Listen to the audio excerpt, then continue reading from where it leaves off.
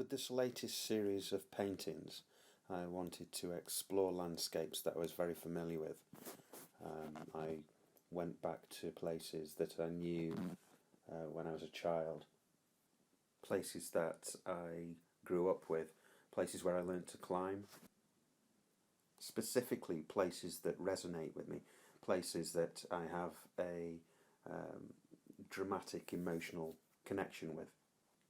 And it was this drama that I wanted to evoke in the paintings. I'd start off by immersing myself in the landscapes.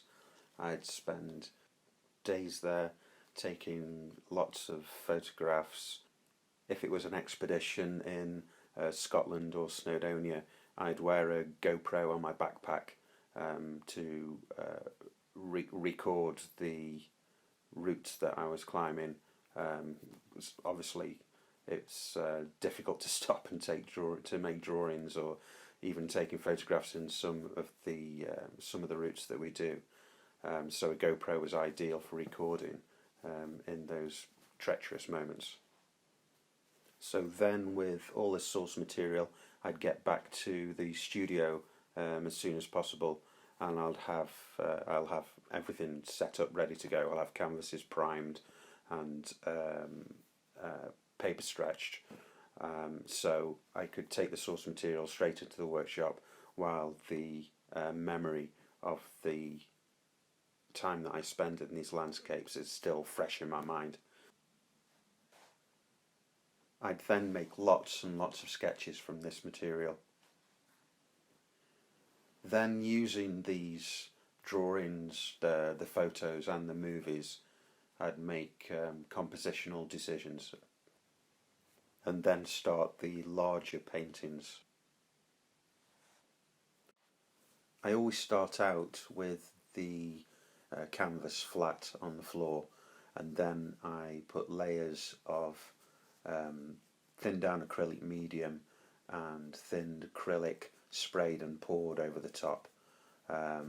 Then I draw into this, let it dry, get it onto the wall, make some decisions, maybe draw into it, then pull it back onto the floor again, and another layer of acrylic medium, acrylic spray, acrylic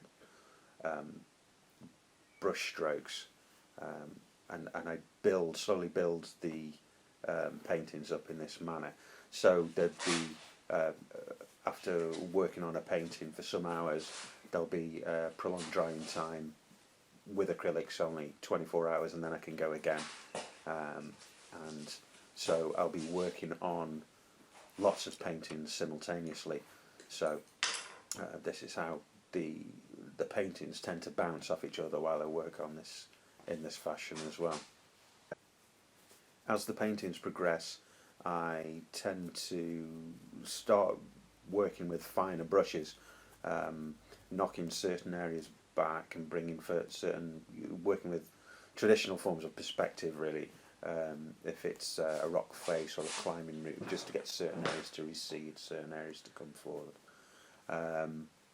And so I'll use more traditional painting techniques, if you like, at certain times. So contrast is key for me in these paintings, and I use it in a variety of different ways to emphasise the drama in the paintings. There's the obvious contrast in the palette, the reducing it down to just black and white. This helps me focus on the line and the mark, the light and the dark, and there's no other distraction. There's also the contrast in the technique of painting, the application of chaotic layers of paint, slowly building on top of each other to create order. The big bold brush strokes compared with the fine detail.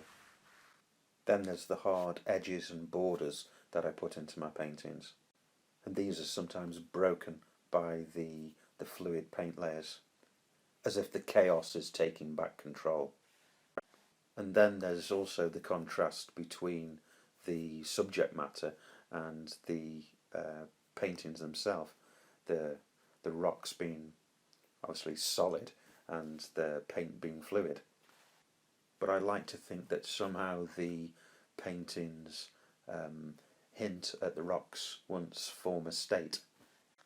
When I look at these paintings, for me, they always remind me of the places and the times that I've spent in these landscapes.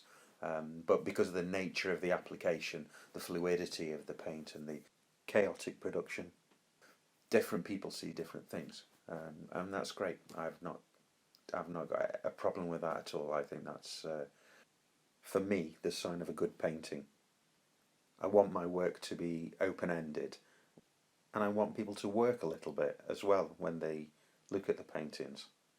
In this digital age where everything can be recorded meticulously, I think it's important that art engages in a completely different way. And that's what I'm trying to achieve with this series of work.